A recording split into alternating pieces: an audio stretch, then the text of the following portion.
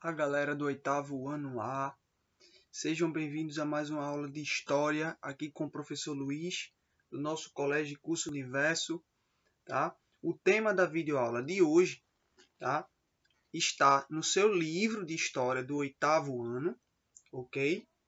Ainda nesse módulo 1, onde a gente vai continuar, né, o assunto sobre o Iluminismo. Então, para você aí acompanhar, tá, bem certinho, a explicação do assunto e a leitura do texto, abra o seu livro, ok? Na página 36, tá bom? 36, no capítulo que estamos estudando sobre o Iluminismo, beleza?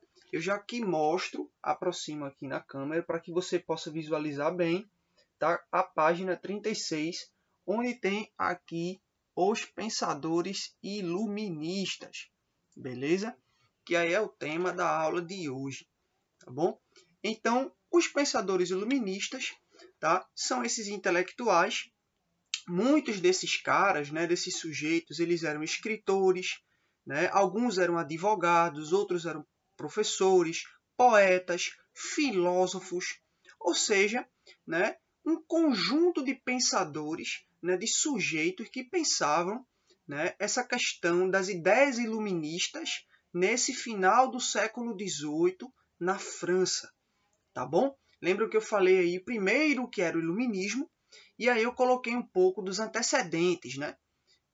Ou seja, o método científico, não, há mudanças que foram acontecendo, né, na sociedade europeia, tá, no século XVII, que influenciaram, né, ideias, né, conceitos, método científico que foi influenciar esses pensadores iluministas.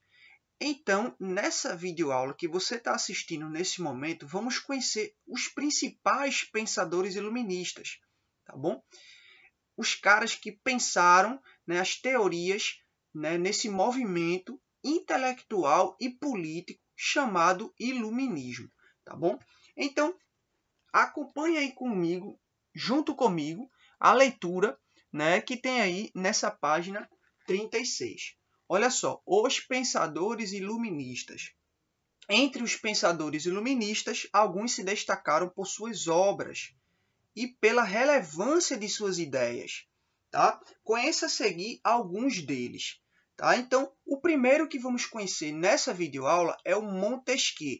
Tá? Montesquieu, que é esse primeiro, onde tem essa primeira gravura aqui nessa página 37. Ok? Montesquieu, esse cidadão aqui, né? Nessa pintura de retrato de perfil, né? E ao lado temos aí, né, a descrição de quem foi esse Montesquieu e qual a sua importância, né, como pensador iluminista. Beleza? Olha só, acompanhe junto comigo e com atenção a leitura sobre Montesquieu. Charles-Louis de Secondat, né? Aí a gente não precisa memorizar o nome completo do cidadão em francês, né? Porque a gente não é obrigado a ser especialista em francês para poder estudar a história da França, ok? Tá aí uma dica, né, do professor Luiz de História. O Barão de Montesquieu. Então, a primeira coisa que você tem que lembrar é que o primeiro pensador iluminista é chamado de Montesquieu. Tá? Montesquieu ele nasceu no ano de 1689 e morreu em 1755. Tá bom? Também não é obrigatório decorar, né, memorizar o ano de nascimento e de morte do sujeito. Tá? Mas a importância mesmo é o nome e a contribuição dele para o iluminismo. Tá? Continuando aí a leitura desse quadro ao lado da foto dele, olha só. Nasceu em La Bresse, na França. Foi escritor e filósofo. Sua principal obra, O Espírito das Leis, foi publicado em 1748. Nessa obra, defendeu a ideia de que a religião e a política não podem ser confundidas. Para Montesquieu, o poder de um Estado deveria ser dividido em três: o poder legislativo, o poder executivo e o poder judiciário. Então, não sei se você que está assistindo sabia ou não, mas nos países hoje no mundo que tem o sistema de governo república, Um exemplo desse é o nosso país, que é uma república, né, a República Federativa do Brasil. Toda república ela é dividida em 3 poderes, tá? E quem é que inventou esses 3 poderes? Tá? O Montesquieu. Foi ele o primeiro cara nesse livro que ele escreveu, chamado O Espírito das Leis, né, que nessa obra ele vai defender essa ideia de que tem que haver uma separação, né, entre Estado e religião. Tá? Nesse momento aí, ele está fazendo uma crítica à França na qual ele vivia, onde o rei ele tinha um poder absoluto, como a gente já conheceu essa história, né? E aí, o Estado e a Igreja é como se fosse uma só instituição, tá? Que um estava a favor do outro, tá? E aí, ele defendia, ele era contrário a isso, ele não gostava, não queria isso, porque ele dizia que fica mais fácil para haver corrupção no poder se a Igreja estiver ao lado do Estado e se o Estado estiver ao lado da Igreja, tá? Ou seja, ele defendia a separação entre Estado e Igreja, entre política e religião, ou seja, religião e política tem que a gente falar sobre em conversas diferentes. A gente não pode misturar assunto de política com assunto de religião, tá? Porque na visão do Montesquieu, tá? Nessa obra, política e religião são coisas diferentes, tá? Que não se pode misturar. Nessa visão, tá? Não pode existir um político que seja padre católico ou um padre católico que seja político, tá? Porque ele disse que haveria uma corrupção, né? Tanto da igreja quanto do Estado, beleza?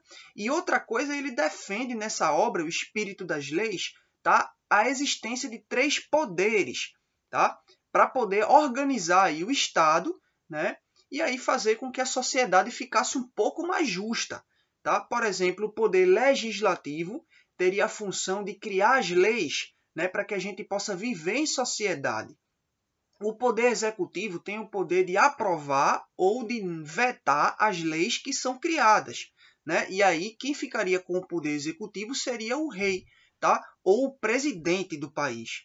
O poder judiciário, que é o terceiro poder, ficaria aí, né, a cargo dos juízes, né? Eles iam julgar se as leis, né, e os crimes estão indo de acordo com a justiça, né, com a sociedade, tá? Eles iam que regular aí, né, o poder legislativo e o poder executivo, tá? Então isso foi uma ideia muito importante que está aí no livro do Montesquieu chamado Espírito das Leis, tá? Então o mais importante de saber sobre os pensadores iluministas é o nome deles, tá? E a obra deles. Qual foi a principal ideia que ele defendeu na sua obra, beleza?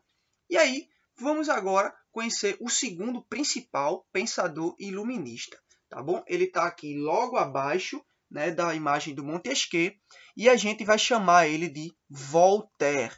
É um outro pensador francês, tá? Esse que tem essa cabeleira aqui, né, bem exótica e diferente, e que a gente pode até estranhar olhando, né, nessa imagem, mas nesse período era moda, né? Era algo como se fosse uma pessoa ter um iPhone hoje, né? Ou pintar o cabelo, ou usar um piercing ou uma tatuagem. Nesse período você ter uma peruca, né, uma cabeleira como essa era como se fosse um estilo, né, do sujeito na sociedade, tá? A gente vê aí, percebe as mudanças do hábito e dos costumes com o passar do tempo, beleza? E aí, chega de enrolação, vamos conhecer um pouco na descrição que tem ao lado quem foi o Voltaire, tá? E qual sua importância como pensador iluminista. Olha só, o Voltaire, que é esse aqui do lado, tá? Ao lado dele tem essa descrição aqui para que você possa acompanhar junto comigo a leitura, beleza? Vamos lá? François-Marie Aurier, também conhecido como Voltaire, ele nasceu no ano de 1694 e morreu em 1778. Tá? Ele nasceu em Paris, na França, então ele nasceu na capital da França. Beleza? Ele era um cidadão parisiense, ou seja, que nasceu em Paris. Dedicado à literatura, frequentava salões literários mantidos pela alta burguesia. Tá? Após entrar em conflito com o nobre, foi exilado na Inglaterra, onde teve contato com as ideias do filósofo John Locke e do cientista Isaac Newton.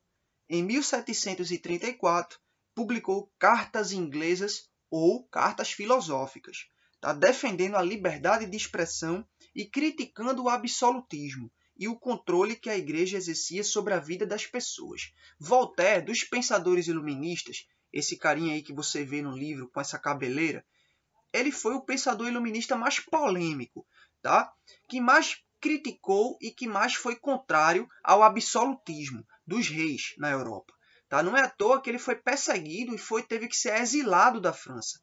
Uma pessoa ser exilada de um país é ser expulsa de um país. Tá? E aí, nesse exílio, ele ficou o quê? Né? Na Inglaterra. Lá ele conheceu dois caras muito ilustres na história. Um foi um filósofo chamado John Locke, tá? Que foi o cara que influenciou muito a Revolução Americana, né? nas colônias inglesas, né? Que aí deu aí a independência dos Estados Unidos. E o outro cidadão ilustre que o Voltaire conheceu foi um cara chamado Isaac Newton. Isaac Newton, ele é simplesmente o cara que descobriu, né, a questão da gravidade, tá? De que no nosso planeta Terra existe gravidade. Então ele foi um grande cientista e fez grandes descobertas, beleza? Então o Voltaire ele fez amizade com esses dois camaradas, eles saíam juntos, iam para um café, iam para né, tomar um café, iam para ler livros, iam para um círculo de roda literária, né, para trocar ideias, para conversar, né, para bater papo, né, para falar de política, para falar, né, contra o absolutismo. E aí, com o passar do tempo, o Voltaire escreveu um livro chamado Cartas Filosóficas. Tá? Era um conjunto de textos que ele fez e que depois juntou tudo que ele escreveu e publicou como um livro. Tá? E o que é que ele defendia nas cartas filosóficas? O Voltaire defendia que todo cidadão na França deveria ter liberdade de expressão. Tá? Liberdade de expressão, tá? Para poder ir e vir, para falar o que quisesse, quando quisesse e contra quem quisesse. Tá? E o Estado ele não teria, né, essa autoridade de prender a pessoa só porque ela disse algo contra o Estado. Então é muito importante, né, a ideia que o Voltaire trouxe nesse Cartas Filosóficas. Outra coisa que ele defendeu, né, era essa questão, né, ele criticava muito a Igreja Católica. Né? A Igreja Católica abusava muito do seu poder como instituição religiosa. Né? A Igreja Católica obrigava as pessoas a serem católicas, todo mundo tinha que todo domingo estar na missa, né? Seguir aí o rito católico, e quem não fosse católico, né, era chamado de herege, podia ser perseguido, podia ser preso. Né? Era muito difícil viver nessa Europa absolutista. E o Voltaire, nas cartas filosóficas, ele meteu o pau na igreja também. Ele criticou a Igreja Católica e o seu autoritarismo. Tá? E depois falou muito da liberdade de expressão, né? do direito de que todo cidadão deveria ter, né? De falar contra quem quisesse ou quando quisesse, tá bom? E onde tivesse. Né? Sem que o Estado e a Igreja tivessem que controlar a vida das pessoas, dizendo como elas deveriam pensar e como elas deveriam ser. Então, essa é a principal importância do Voltaire como pensador iluminista, ok? Então, para a gente continuar, vamos aqui conhecer o terceiro principal pensador iluminista. A gente chama ele de Rousseau, beleza? Então, é esse aqui que está logo abaixo, como vocês podem ver, tá? Rousseau, esse que está com esse chapéuzinho engraçado, nessa pose, né? Bem estilosa, né? Para o século XVIII, né? E vamos começar aí a leitura dessa descrição que tem logo ao lado da imagem dele. Massa? Então vamos lá. Jean-Jacques Rousseau, ele nasceu em 1712 e morreu em 1778. Tá? Nasceu em Genebra, tá, na Suíça, e exerceu diversas ocupações durante a vida, como músico, secretário e filósofo. Em 1762, ele publicou O Contrato Social. Nessa obra, o Rousseau defendia a ideia de que, para os cidadãos garantirem sua liberdade em uma sociedade civil, deveriam abrir mão de seus direitos individuais em favor da comunidade, onde os bens são coletivos e os seus interesses são comuns, tá bom? Assim, os cidadãos eles teriam maiores condições de manter sua liberdade e combater a corrupção. Rousseau acreditava que todo o poder tinha origem do povo e somente seria legítimo se exercido em seu nome. Tá? Então Rousseau ele também foi muito importante como pensador iluminista, pessoal. Porque o Rousseau, nesse livro chamado Contrato Social, ele vai defender o quê? Que, né, cada cidadão ele tem que ter o direito de ir e vir, né, segundo os seus próprios interesses, tá bom? E de que o Estado ele deveria estar sempre a favor do povo e não contra o povo. E o Estado que abusasse com autoridade contra a população não era um Estado que deveria se manter no poder. Então, o povo teria também a liberdade, né, e o direito de criticar, de enfrentar esse Estado, né, se esse Estado estivesse contra o povo, tá bom? Então, ele fala aí nessa questão que, né, de que todo o poder teria origem no povo. Então, o povo é que pode ter um poder de fazer a revolução, por exemplo, e transformar e mudar a sociedade, né? De derrubar um Estado e formar um novo Estado, de criar a sociedade. É o povo que faz a sociedade acontecer. Então, por isso Rousseau ele dá muita importância à população, ao povo, tá? E ele dizia que o povo, cada cidadão, tinha que ter essa consciência de que tinha poder, até mesmo de derrubar grandes reis, tá? Porque era ele que sustentava a sociedade. Beleza, galera? Então esse foi o Rousseau, tá? Por último, para a gente já finalizar essa videoaula, vamos conhecer o último e principal pensador iluminista, beleza? Logo abaixo temos aí, né, ainda estamos aqui na página 36, um cara chamado Diderot, tá? Diderot. Esse é um outro francês, tá bom? Acompanhe junto comigo, sem perder o foco, a leitura do texto que está ao lado da foto dele. Denis Diderot, ele nasceu em 1713 e morreu em 1784. Nasceu em Langres, na França. Estudou teologia na Universidade de Paris, mas não exerceu sacerdócio. Então Diderot, quando era mais jovem, ele queria ser padre. Chegou até a estudar teologia para poder se tornar padre. Mas aí depois, no meio dos estudos, ele desistiu. Tá? Então, continuando, realizando trabalhos esporádicos como professor e tradutor, não chegou a assumir uma ocupação regular. Em 1746, junto com o filósofo francês D'Alembert, organizou a enciclopédia, composta de 28 volumes. Essa obra abordava temas relacionados à filosofia, às ciências, às artes, à política, à economia e à geografia. Colaboraram na elaboração da enciclopédia diferentes pensadores, como Voltaire, Montesquieu e Rousseau. Então, Diderot é o último e principal pensador iluminista. Diderot ele organizou junto com um amigo dele, né, com o parça que ele tinha, né, um conjunto, vários livros que juntos ele chamou de enciclopédia. Tá? E nessa enciclopédia tinha 28 livros e cada livro tratava de um assunto diferente. Um volume falava de filosofia, tinha uma outra obra que falava de política, um outro volume falava de ciências, outro falava de artes, e aí todos os pensadores iluministas participaram da organização da enciclopédia, né?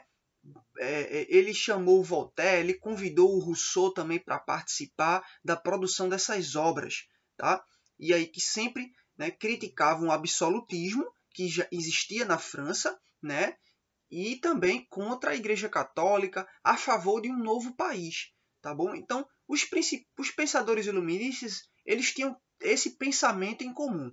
Eles tinham essa ideia de construir uma nova sociedade, onde tivesse a ideia da liberdade, da igualdade e da fraternidade, né, como um bem comum, né, onde as pessoas elas fossem vistas como iguais, né, como cada um como sendo um cidadão, independente, né, do lugar onde nasceu, tá, independente do dinheiro que tinha, tá? Então, é uma sociedade em que cada um desses caras que a gente conheceu hoje tinha esse pensamento, né, de construir, tá bom? Eles se juntavam em cafés e costumavam trocar ideias sobre esses assuntos, tá bom? Então, essa foi a videoaula de história de hoje, né, dessa semana. Espero que vocês tenham gostado, tá? De conhecer cada um dos principais pensadores iluministas, tá bom? Nos vemos, né, no grupo do WhatsApp, para que a gente possa esclarecer dúvidas, né? Para que a gente possa, se vocês quiserem saber mais informação, a gente também pode conversar sobre isso. sugestões e críticas, né? E assim por diante, beleza? Até a próxima aula e fiquem com Deus.